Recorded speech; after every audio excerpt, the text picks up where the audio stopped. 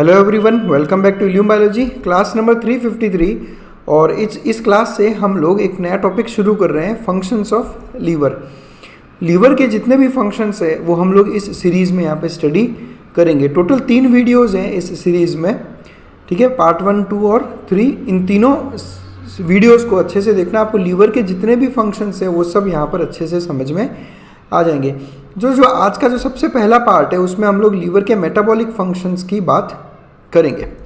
देखिए, लीवर के फंक्शंस की बात करें तो एक सिंगल स्लाइड में मैं आपको एक बारी को पूरे सारे फंक्शंस जो हम लोग इन 3 वीडियोस में स्टडी करने वाले हैं उसको समराइज करवा दूँ एक बार। अब लीवर के फंक्शंस में जो सबसे बड़ा फंक्शन है वो है इनके मेटाबॉलिक फंक्शंस। आपकी बॉडी की जितनी भी मेटाबॉलिक रिएक्शंस है उनमें से मेजॉरिटी जो है लीवर में होती है।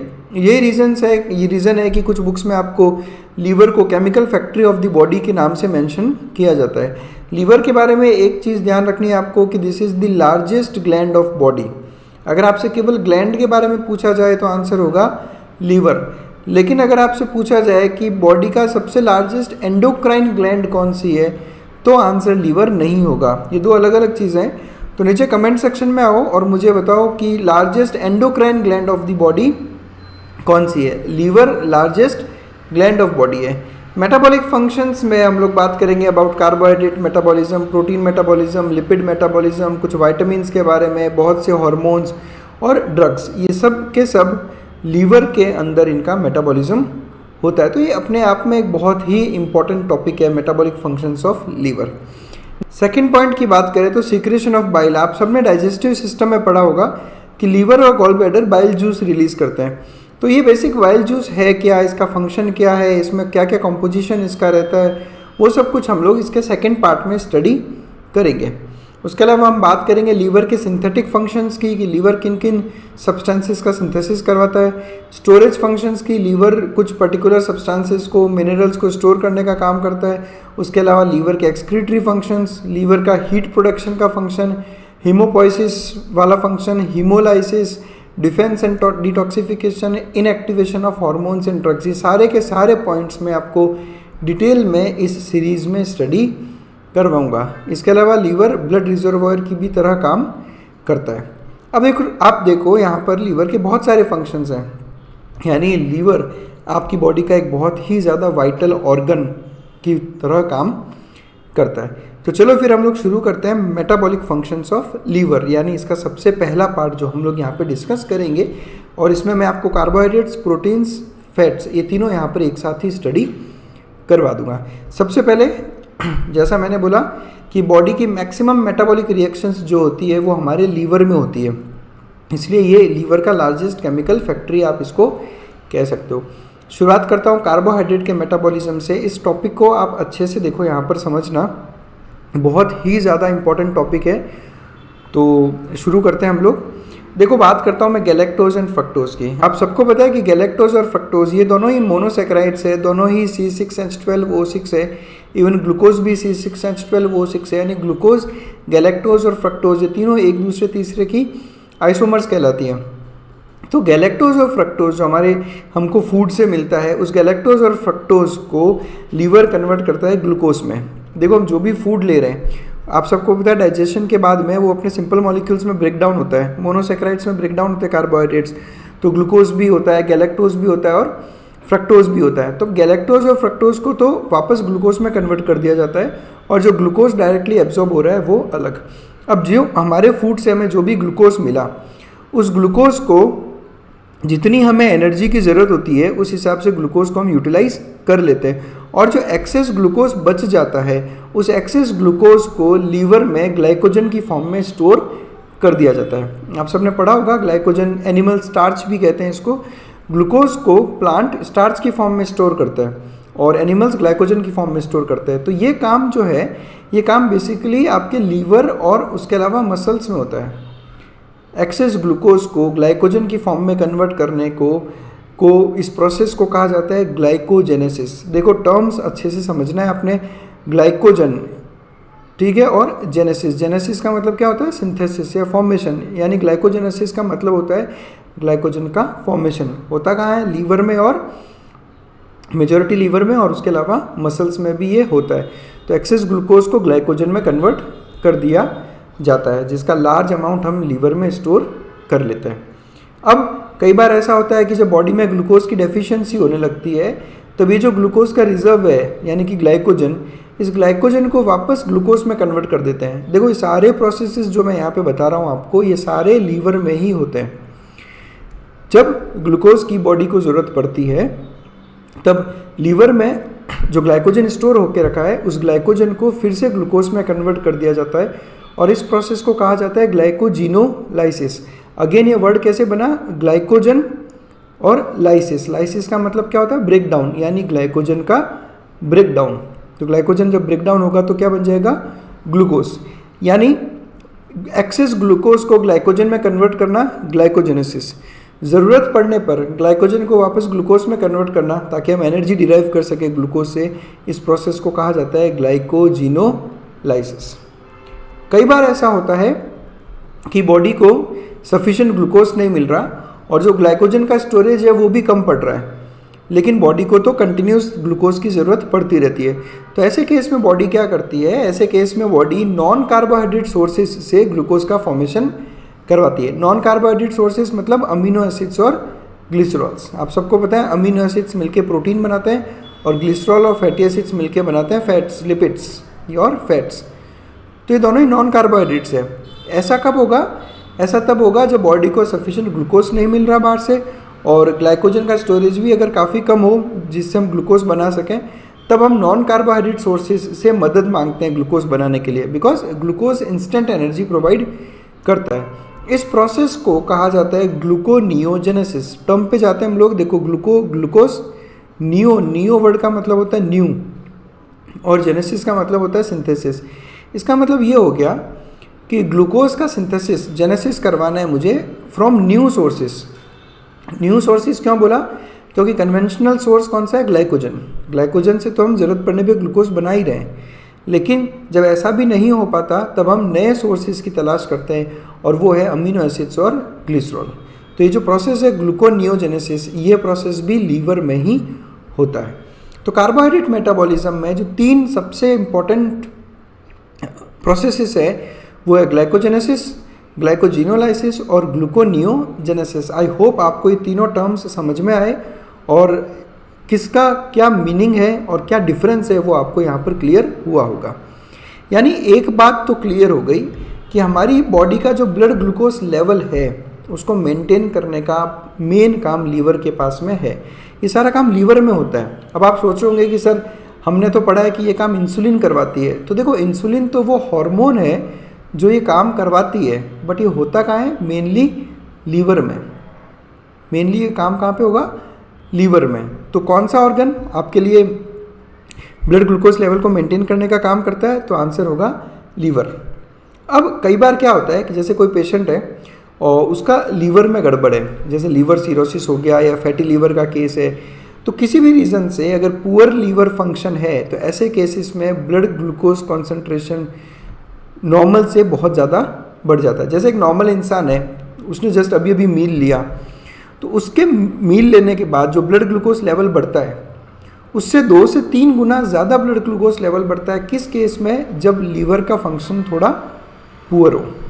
तो in a person with poor liver function blood glucose concentration after meal rich in carbohydrates may rise 2 to 3 times as much as in a person with normal liver function। इसलिए ये role बहुत ही important है liver का।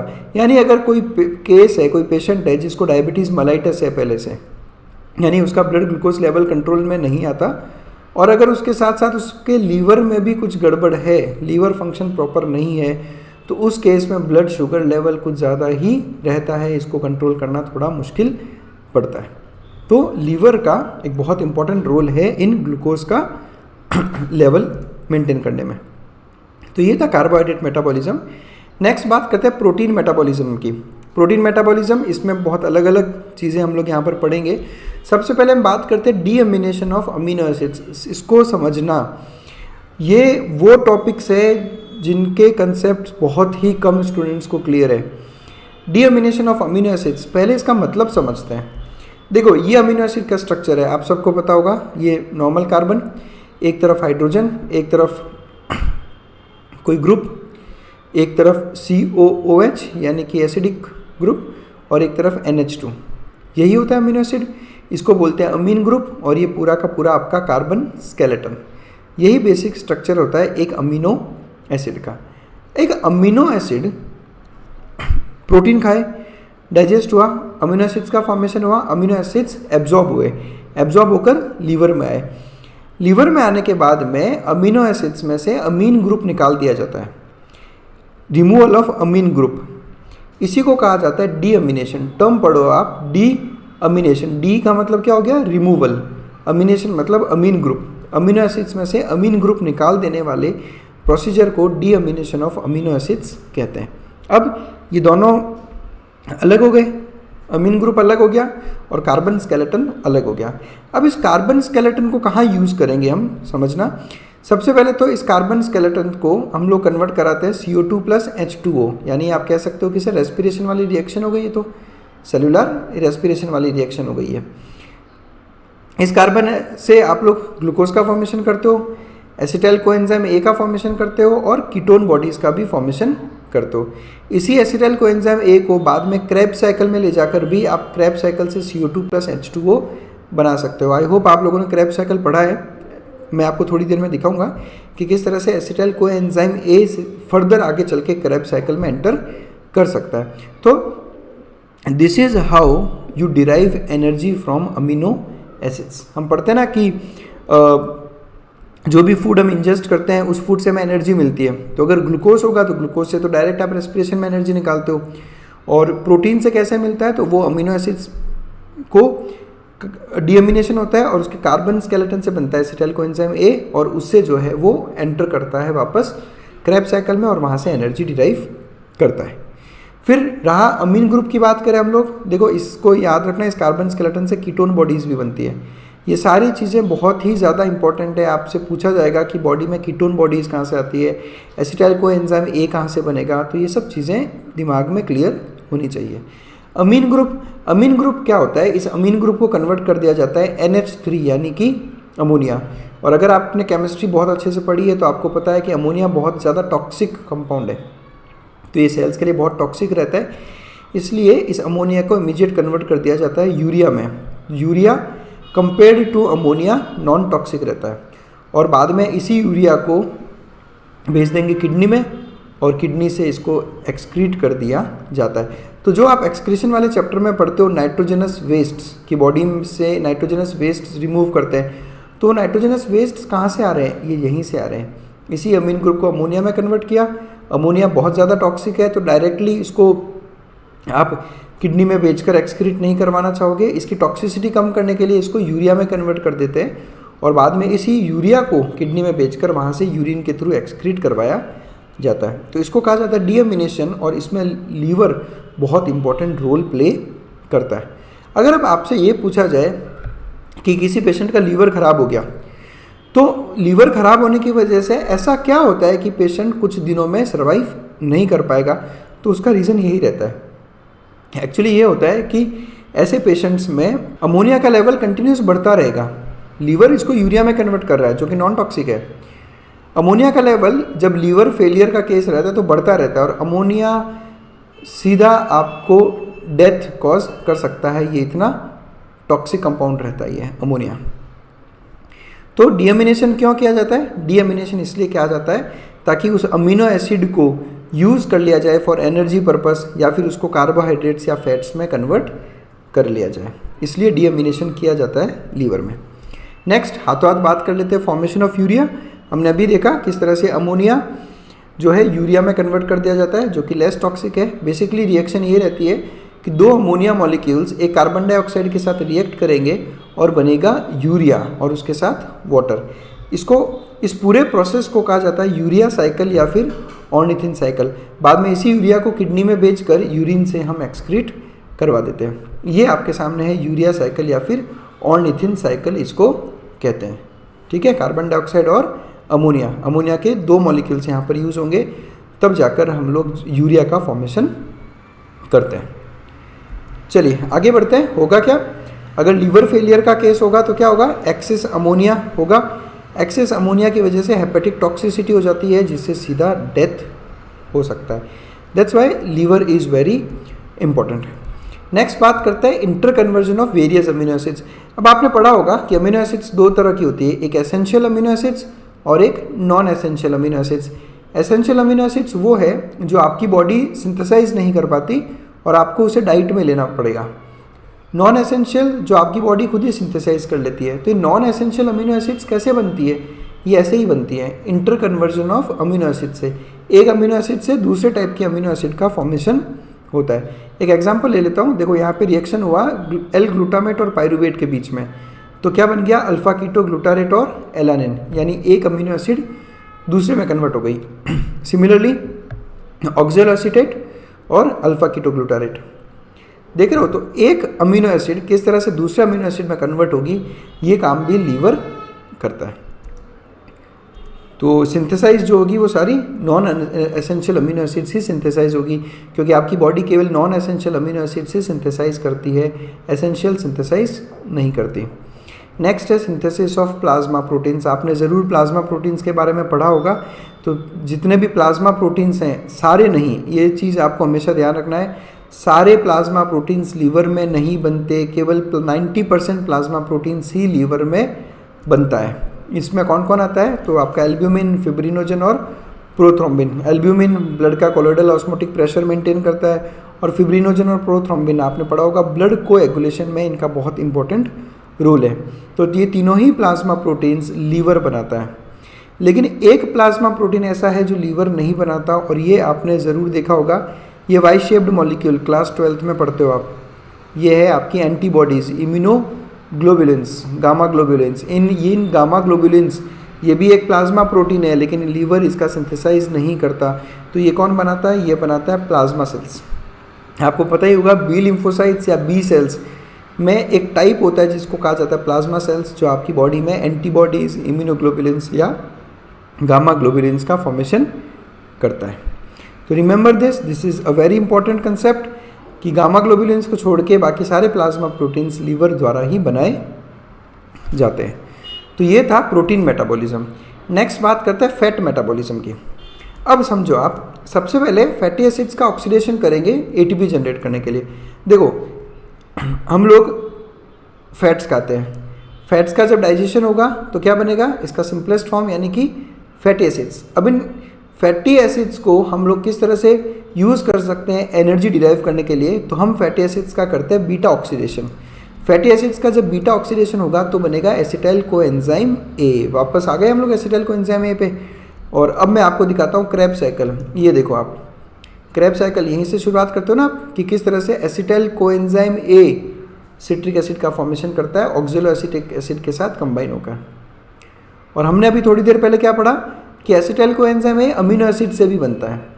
इसलिए जब आप Krebs cycle पढ़ते हो तब आपको ये पढ़ाया जाता है कि एसिटाइल कोएंजाइम ए वो मॉलिक्यूल है जो अमीनो एसिड्स, देखो तीन सोर्स मेन कौन कौन से हैं? फैट्स, प्रोटीन्स और कार्बोहाइड्रेट्स। फैट्स भी एसिटाइल कोएंजाइम ए बनाएंगे, प्रोटीन्स भी एसिटाइल कोएंजाइम ए बनाएंगे, और ग्लूकोज भी एसिटाइल कोएंजाइम ए बनाएगा। यानी ये सबसे इंपॉर्टेंट मॉलिक्यूल है इन क्रैब साइकिल। तो फैटी एसिड्स के बीटा ऑक्सीडेशन से एसिटाइल कोएंजाइम ए बनेगा, जो कि क्रैब साइकिल में जाकर अब आपके लिए H2O plus CO2 plus energy का फॉर्मेशन करेगा। आई होप आपको ये कंसेप्ट समझ में आ रहे होंगे। देखो चैप्टर्स को, बायोलॉजी एक ऐसा सब्जेक्ट है जिसमें आप ऐसा नहीं कर सकते कि एक चैप्टर पढ़ के दूसरा चैप्टर भूल जाओ। ये सारी चीज़ें आपस में लिंक्ड है। जिनको क्रैब साइकिल अच्छे से नहीं पता उनको ये कंसेप्ट समझ में थोड़ा आना मुश्किल है। ठीक है, तो चीज़ों को लिंक करना सीखो। चीज़ें आप जितना लिंक करोगे साइंस फील्ड में, उतना आपके लिए आसान होगा किसी टॉपिक को समझना। उसके अलावा लीवर कोलेस्ट्रॉल का सिंथेसिस करता है। कोलेस्टेरॉल एक बहुत ही इंपॉर्टेंट मॉलिक्यूल है, ये आप ध्यान रखना। क्यों इंपॉर्टेंट है? कमेंट सेक्शन में आके आप मुझे बताओ कि कोलेस्टेरॉल मॉलिक्यूल जो है वो आपकी बॉडी में किन किन और सब्सटेंसेस का सिंथेसिस करता है, क्या यूज़ है उसका आपकी बॉडी में, ज़रूर मुझे बताइए। इसका एक यूज़ हम लीवर के फंक्शंस के सेकंड पार्ट में स्टडी करेंगे। उसके अलावा फॉस्फोलिपिड्स और लाइपोप्रोटीन्स, ये सब लीवर के अंदर ही सिंथेसाइज होती है। अब 80% ऑफ द कोलेस्ट्रॉल जो लीवर में बनता है वो हाथों हाथ यूज़ हो जाता है बाइल सॉल्ट्स के फॉर्मेशन में। बस यही इसका मेन रोल। देखो जो मैंने अभी आपको थोड़ी देर पहले कहा ना कि कोलेस्ट्रॉल के यूजेस क्या है, तो उसमें सबसे इम्पॉर्टेंट यूज़ है कि कोलेस्ट्रॉल के हेल्प से ही बाइल सॉल्ट का फॉर्मेशन होता है। और बाइल सॉल्ट्स आपने पढ़ा होगा डाइजेस्टिव सिस्टम में बहुत इंपॉर्टेंट रोल प्ले करते हैं in the emulsification of fats, और उसके अलावा फैट्स के एब्जॉर्प्शन में भी, यानी फैट्स का एब्जॉर्प्शन और डाइजेशन दोनों में जो है बाइल सॉल्ट्स का इंपॉर्टेंट रोल है। और यही बाइल सॉल्ट्स आपके कोलेस्ट्रॉल से सिंथेसाइज होते हैं लीवर में। अब आपको मुझे कमेंट सेक्शन में आके उन हार्मोन्स का नाम बताना है जो बहुत इंपॉर्टेंट हार्मोन्स है और उनका सिंथेसिस भी कोलेस्ट्रॉल की हेल्प से होता है, उनका सिंथेसिस भी कोलेस्ट्रॉल की हेल्प से होता है। तो कमेंट सेक्शन में आके मुझे आप बताओ कि कौन कौन से हार्मोन्स कोलेस्ट्रॉल से बनते हैं। उसके अलावा आपको पता ही होगा कोलेस्टेरॉल, फॉस्फोलिपिड्स और लाइपोप्रोटीन्स, इन तीन में एक चीज़ कॉमन है, वो ये है कि जो सेल्स की जो प्लाज्मा मेम्ब्रेन है, उस प्लाज्मा मेम्ब्रेन के बहुत इंपॉर्टेंट स्ट्रक्चर होते हैं ये तीनों। आपको पता ही होगा, प्लाज्मा मेम्ब्रेन के बारे में आपने पढ़ा ही होगा, फॉस्फोलिपिड्स का ही बनता है। तो आप देखो आपके जितने सेल्स हैं उन सब के सेल्स में होगी प्लाज्मा मेम्ब्रेन और सबको इनकी ज़रूरत पड़ेगी। इवन कोलेस्ट्रॉल के बारे में आपने पढ़ा होगा कि कोलेस्ट्रॉल प्लाज्मा मेम्ब्रेन को रीइंफोर्स करता है, उसकी स्ट्रेंथ बढ़ाता है। ठीक है, ये सारे आपके क्लास 11th के ही कंसेप्ट है, ऐसा नहीं है कि हम अभी पहली बार पढ़ा रहे हैं आपको। आप 11th क्लास के एनसीईआरटी में प्लाज्मा मेम्ब्रेन का स्ट्रक्चर पढ़ना, उसमें आपको ये देखने को मिल जाएगा। तो ये थे लीवर के मेटाबॉलिक फंक्शंस। आई होप आप लोगों को ये टॉपिक बहुत अच्छे से समझ में आया होगा। फिर भी आपको किसी भी तरह का कोई डाउट है तो आप नीचे कमेंट सेक्शन में, नहीं तो मुझे मेरे इंस्टाग्राम हैंडल, मेरी मेल आईडी या व्हाट्सएप नंबर पे आप मुझसे बात कर सकते हैं, अपने कमेंट्स पूछ सकते हैं।